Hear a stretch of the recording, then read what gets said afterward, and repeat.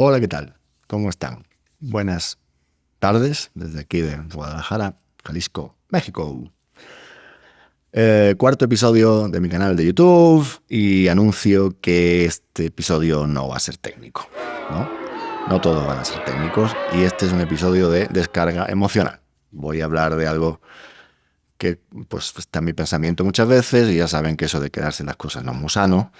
Así que pues mira, es mi, mi episodio terapéutico, ¿no? Quiero hablaros un poco de la música, el sonido, cómo se produce la música, cómo funciona el compositor, qué está pasando con la IA y rápidamente hablar un poco de Spotify, esa bonita plataforma, ¿ok? Bueno, para empezar, me gustaría que compartiesen conmigo la escucha de 30 segundos de esta bonita música.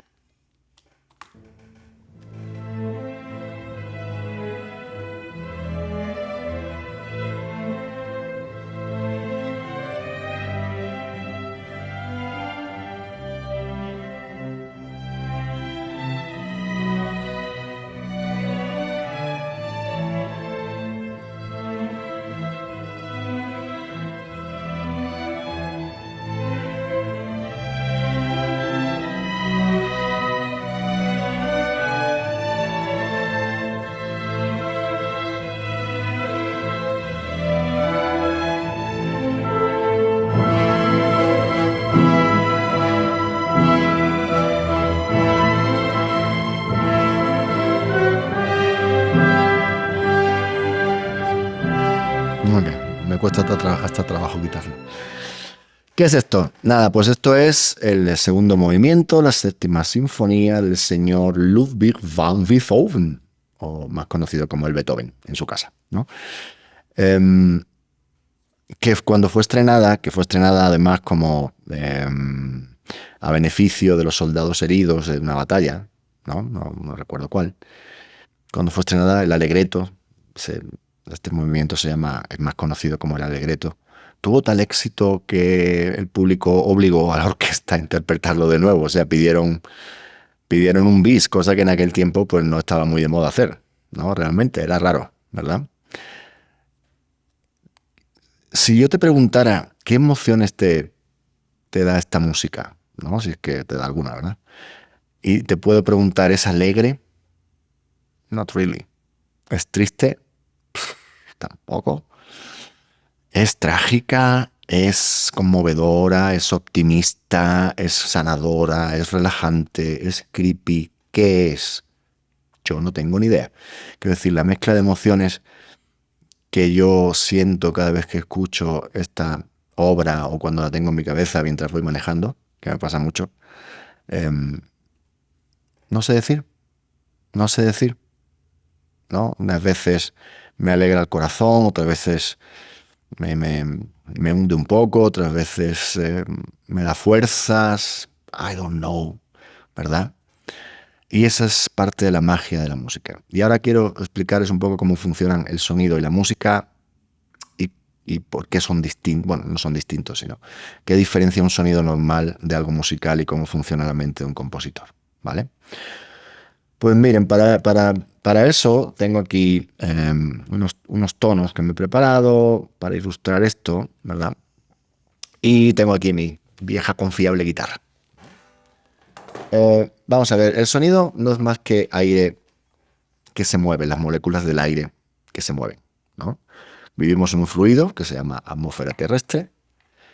En ese caso no somos muy distintos a los pececitos, quiero decir, los peces viven en un fluido que se llama agua. El agua tiene más moléculas, ¿no? Pero sigue siendo un fluido. El aire tiene menos moléculas, pero sigue siendo un fluido. Y de hecho, lo mismo, nosotros no somos muy conscientes de vivir en el fluido porque es invisible. Pero si los peces pudieran pensar, seguramente tampoco sean conscientes de que viven en el agua. Y si queremos ser conscientes del fluido, pues nada, te abanicas, ¿no? Y ese golpecito que sientes en la cara, esos son las moléculas, ¿vale? Todo lo que se mueve en la atmósfera terrestre, todo lo que se mueve, mueve el aire y mueve las moléculas. Y ese movimiento es el que va a tu tímpano. El tímpano se mueve y se va por los nervios a tu cerebro y el cerebro dice, aquí está sonando algo, wow, wow, ¿no? Ok, eso es el sonido, básicamente. Es aire cambiando de presión. Ahora, si en la atmósfera terrestre se pueden mover miles de millones de objetos, hay miles de millones de sonidos. ¿Cuáles son los musicales? ¿Y por qué son musicales? ¿Por qué nos gustan como música? ¿No? Pues por la sencilla razón de que están ordenados matemáticamente. Esa es la diferencia entre música y cualquier otro sonido. Y están ordenados de dos formas. Uno es el ritmo, ¿no? Los sonidos musicales están ordenados en el tiempo. El ritmo simplemente es ordenar golpes en fragmentos de tiempo y segmentos de tiempo más o menos iguales, ¿vale? No voy a entrar mucho en eso porque es todo un rollo. Y luego está la altura de los sonidos, lo que llamamos la frecuencia, ¿no? ¿La frecuencia qué es? Pues a la velocidad que se mueve el aire. Si un objeto vibra muy lento, el aire se va a mover muy lento y va a producir sonidos graves, ¿no? Y si un objeto vibra rápido, el aire se va a mover muy rápido también y va a producir sonidos agudos, ¿no? Y ahí es donde están las famosas notas musicales. ¿De dónde salen? De ordenarlas matemáticamente. Y uno puede pensar que las matemáticas de la música son complejas. A ver, sí son complejas, pero en el fondo no es física cuántica. Estamos hablando literalmente de quebrados, ¿no? En otras palabras, miren, si la cuerda de mi guitarra fuera un do, que no lo es, ¿no? Yo la tocase al aire, ¿verdad?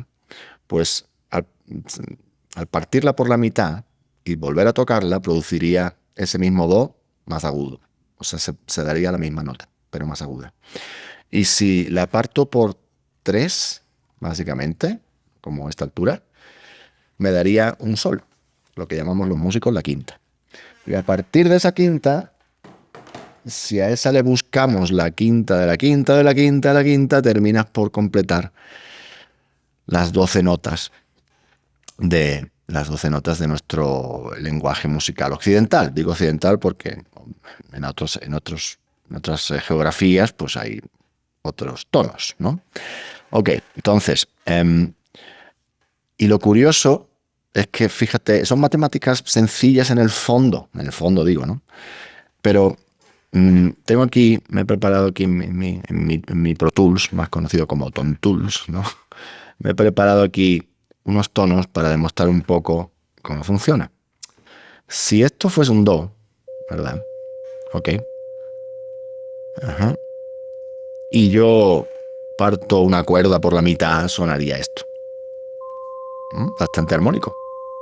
No muy emocional, que digamos, ¿verdad? Si la parto la cuerda por las 3 partes, sonaría esto, sería el sol. ¿Ok? Y ahora es donde se va a empezar a producir el misterio, ¿no? Voy a agregar un mi y vamos a tener lo que llamamos un acorde de do mayor, ¿no?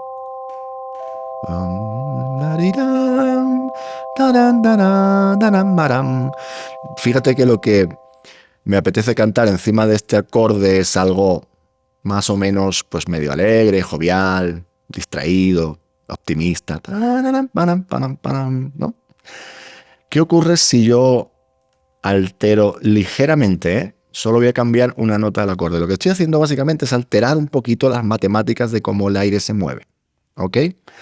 Voy a poner ese mismo do, el mismo sol, la misma octava, pero en vez de poner un mi, voy a poner un re sostenido. Oops, something changed.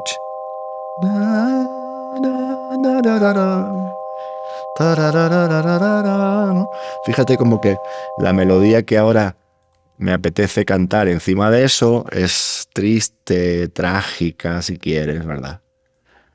Y eso es un acorde menor.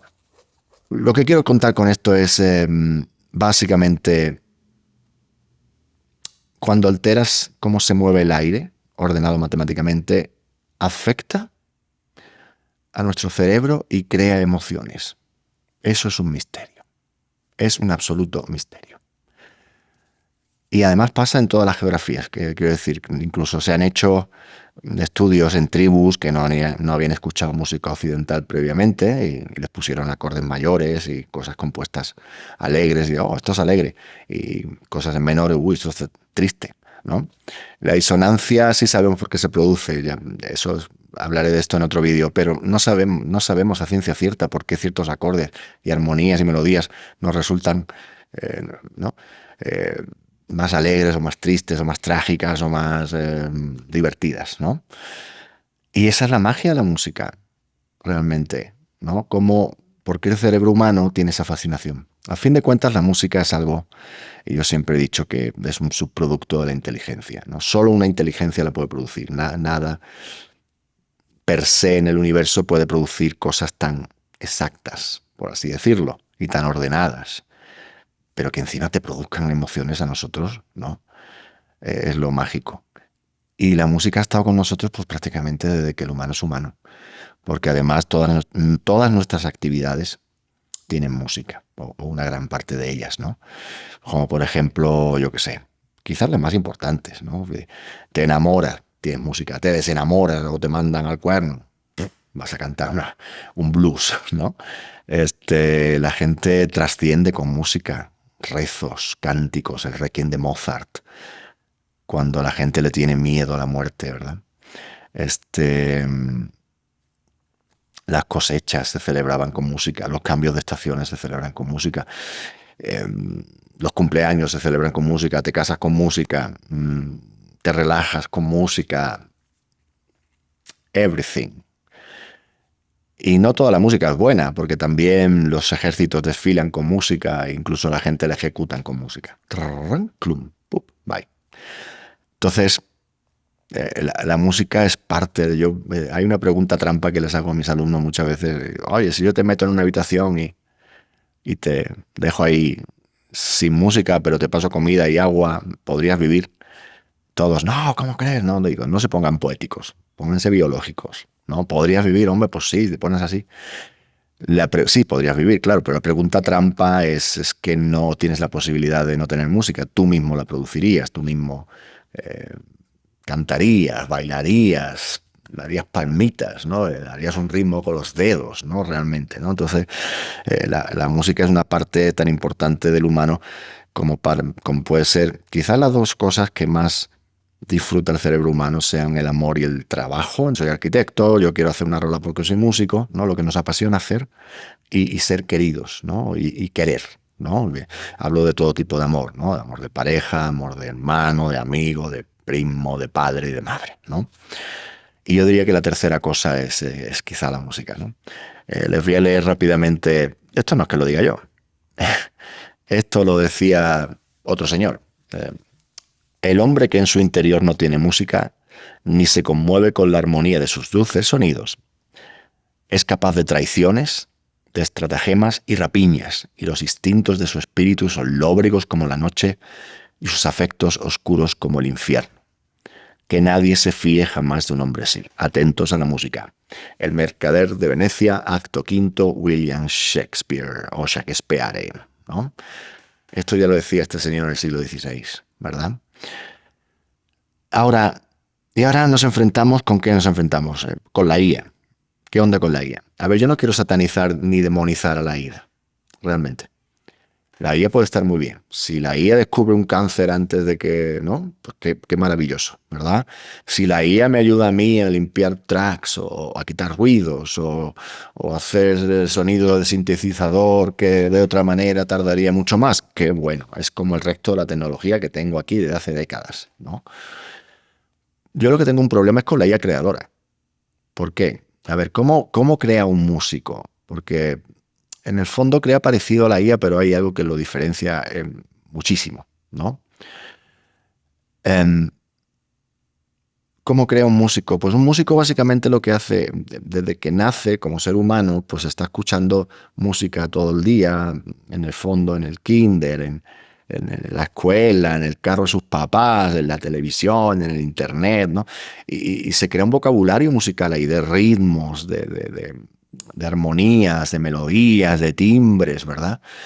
Y luego cuando ese músico pues, se pone a componer, básicamente utiliza todo eso que está ahí de alguna forma almacenado en su inconsciente y lo reordena a su forma, imprimiéndole su emoción, sus vivencias. Y eso hace que su música sea distinta al resto de los músicos del mundo, con sus aciertos y sus virtudes y sus errores y todo lo que tú quieras, ¿no? La IA hace algo parecido, ¿no? La IA lo que hace es agarrar todos los patrones matemáticos de 100.000 millones de rolas, y cuando tú le pides a la IA, mira, dame algo que se parezca, que sea hip hop con mariachi cantado en español, en tonos menores, ¿no? Y pues la IA te lo hace, ¿no? ¿Cuál es la diferencia? Pues precisamente la IA no sufre, la IA no se alegra, la IA no le teme a la muerte, o por lo menos que sepamos, por ahora.